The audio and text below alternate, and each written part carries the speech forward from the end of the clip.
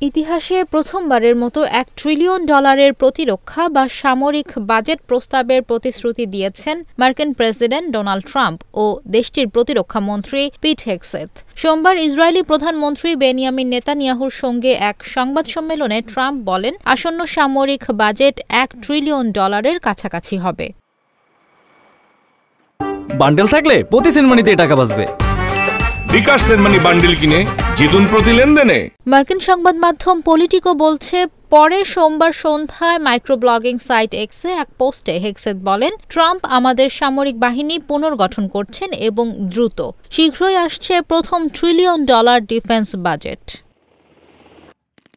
এই বাজেট কংগ্রেসের জাতীয় প্রতিরক্ষা কর্মসূচির জন্য বরাদ্দকৃত $892 বিলিয়ন তহবিলের তুলনায় অনেক ছোট। এসব অর্থ ব্যয়ের খাতে পেন্টাগন, পারমাণবিক অস্ত্র উন্নয়ন এবং অন্যান্য সংস্থার নিরাপত্তা কর্মসূচিও থাকবে।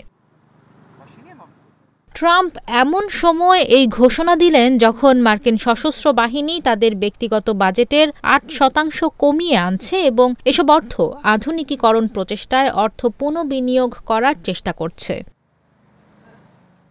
এদিকে পেন্টাগনের দেশি ও বিদেশি ঘাঁটি একত্রীকরণের কাজ শুরু করার সঙ্গে সঙ্গে বিশ্বজুড়ে হাজার হাজার বেসামরিক কর্মচারী ছাঁটাই করার পরিকল্পনা করছেন প্রতিরক্ষামন্ত্রী। এমন সময়ে বাজেট নিয়ে দুজনের মন্তব্য বেশ অবাক করার মতো, কেননা মে মাসের আগে ফেডারেল বাজেট কার্যকর হওয়ার সম্ভাবনা নেই।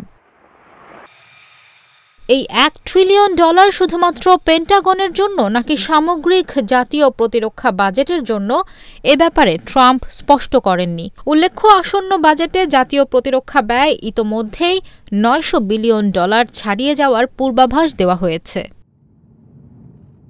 বাজেটের কথা উল্লেখ করে ট্রাম্প বলেন, এর আগে কেউ এরকম কিছু দেখেনি। আমাদের সেনাবাহিনী গড়ে তুলতে হবে।